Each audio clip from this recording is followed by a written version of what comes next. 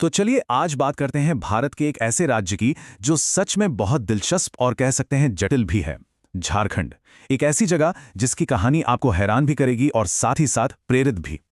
अच्छा, तो हमारा आज का ये सफर कैसा रहेगा? सबसे पहले हम झारखंड के विरोधाभासों को देखेंगे, फिर इसकी गहरी प्राचीन जड़ों को समझने की कोशिश करेंगे, वहां की एक अनोखी शासन व्यवस्था पर नजर डालेंगे, उसकी संस्कृति की धुन को महसूस करेंगे और आखिर में जानेंगे कि कैसे ये राज्य आज एक मॉडर्न स्पोर्टिंग पावर हाउस बन गया है। ठीक है, तो शुरू करते हैं। देखिए, झारखंड को समझने के लिए ना सबसे पहले इसके विरोधाभासों को समझना होगा। ये एक ऐसी जगह है जहां ऐसा लगता है मानो दो बिल्कुल अलग दुनियाएं एक साथ रह रही हों। जरा इस आंकड़े पर गौर कीजिए।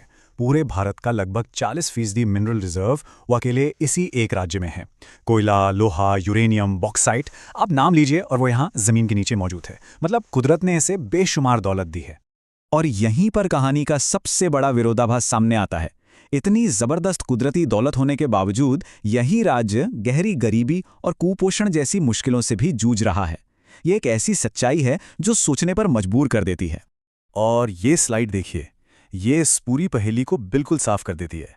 एक तरफ मिनरल वेल्थ का ग्राफ आसमान छू रहा है और दूसरी तरफ ह्यूमन डेवलपमेंट यानी मानव विकास का ग्राफ काफी नीचे है। झारखंड की पूरी कहानी असल में इसी फासले में छुपी हुई है। तो सवाल ये उठता है कि ये जमीन आखिर है किसकी? चलिए अब झारखंड की नींव की बात करते हैं, यानी यहाँ के मूल निवासी आदिवासी समुदाय जो इस धरती के पहले लोग माने जाते हैं। 32, जी हाँ, यहाँ कुल 32 अलग अलग जनजातियों को आधिकारिक तौर पर मान्यता मिली हुई है। ये सिर्फ एक संख्या नहीं है, ये इस राज्य की जबरदस्त सांस्कृतिक विविधता का सबूत है। और ये देखिए, राज्य की कुल आबादी में 26% से भी ज्यादा हिस्सा आदिवासियों का है। इसका सीधा मतलब ये है कि आदिवासी पहचान झारखंड के कैरेक्टर और इसकी संस्कृति का एक बहुत ही अहम हिस्सा है। ये कोई एक समुदाय नहीं है, बल्कि यहाँ तो इतिहास की कई परतें बसी हुई हैं। ये टाइमलाइन दिखाती है कि यहाँ जनजातियों का बसेरा कितना पुराना और गहरा है। सबसे पुराने समूहों में असुर, खड़िया और बिरहोर थे, और फिर वक्त के साथ मुंडा, हो और संथाल जैसे समुदाय भी यहाँ आकर बसे। एक मिसाल लेते हैं असुर जनजाति की। इन्हें इस इलाके की सबसे प्राचीन जनजाति माना जाता है, और ये सिर्फ शिकारी नहीं थे, बल्कि लोहा गलाने की कला में माहिर थे। एक तरह के एंशिएंट मेटलर्जिस्ट। उनकी ये कला इस क्षेत्र की विरासत का एक बहुत ही कीमती हिस्सा है। अब झारखंड के इतिहास के एक ऐसे चैप्टर पर आते हैं जो शायद आपको चौंका देगा। यहाँ सदियों पहले से गवर्नेंस का एक बहुत ही एडवांस्ड और ऑर्गेनाइज्ड सिस्टम मौजूद था। ये थी मुंडा शासन व्यवस्था। ये पूरी तरह से डेमोक्रेटिक और 3 लेवल पर काम करती थी। सबसे छोटी यूनिट थी खूंट, मतलब एक परिवार। कई परिवार मिलकर बनाते थे एक पट्टी, जिसके लीडर होते थे मानकी, और फिर कई पट्टियों को मिलाकर बनता था पढ़ा, जिसके मुखिया पढ़ा राजा को चुनाव से चुना जाता था। और ये बात बहुत बहुत महत्वपूर्ण है। कुछ सोर्सेस के मुताबिक इस सेल्फ गवर्नेंस सिस्टम को भारत का पहला रिपब्लिकन या डेमोक्रेटिक सिस्टम भी कहा जा सकता है। ये एक बहुत बड़ा हिस्टोरिकल क्लेम है जो दिखाता है कि लोकतंत्र की जड़ें यहाँ कितनी गहरी हैं। चलिए अब इतिहास से निकलकर इस जमीन की रूह को महसूस करते हैं। बात करते हैं यहाँ के लोगों के कल्चर की, खास तौर पर उनके डांस फॉर्म्स की जो उनकी जिंदगी की लय हैं। सबसे पहले है झुमैर। ये फसल कटाई की खुशी में किया जाने वाला एक कम्युनिटी डांस है। लोग हाथ में हाथ डाले ढोल और मृदंग की थाप पर एक साथ झूमते हैं। ये सिर्फ डांस नहीं है, ये एकता और खुशी का जश्न है। फिर आता है छाओ।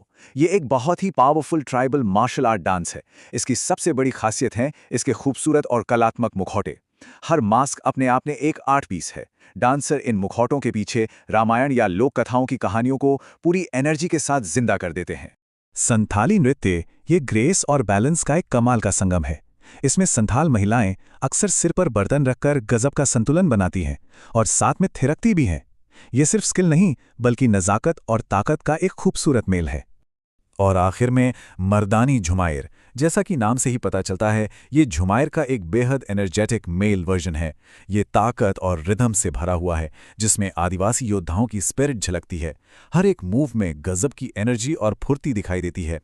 तो अब इन प्राचीन परंपराओं से निकलकर हम आते हैं आज के दौर में और झारखंड के एक और हैरान करने वाले पहलू पर फोकस करते हैं। वो है स्पोर्ट्स की दुनिया में इसका जबरदस्त योगदान। सदियों से तीरंदाजी और शिकार यहाँ की जनजातियों के लिए जिंदगी का हिस्सा रहे हैं। और शायद यही विरासत है जो आज के मॉडर्न स्पोर्ट्स अरीना में दिखाई दे रही है, जहां झारखंड के खिलाड़ी पूरी दुनिया में नाम कमा रहे हैं। इन चेहरों को भला कौन नहीं जानता। 1928 ओलंपिक्स में भारतीय हॉकी टीम के कप्तान जयपाल सिंह मुंडा, आर्चरी की दुनिया में भारत का परचम लहराने वाली दीपिका कुमारी, और हाँ, कैप्टन कूल महेंद्र सिंह धोनी, ये सब इसी मिट्टी के सितारे हैं। तो ये सब देख के एक बड़ा सवाल मन में उठता है कि एक ऐसा राज्य जो इतने सारे सोशल और इकोनॉमिक चैलेंज झेल रहा है, वो इतने वर्ल्ड क्लास चैंपियंस कैसे तैयार करता है। शायद इसका जवाब यहाँ के लोगों के जबरदस्त जज्बे और लड़ने की क्षमता में छिपा है। तो ये है झारखंड की कहानी, प्राचीन लोगों और मॉडर्न हीरोज की धरती, बेहिसाब दौलत और कभी न खत्म होने वाली चुनौतियों का एक अजीब सा संगम।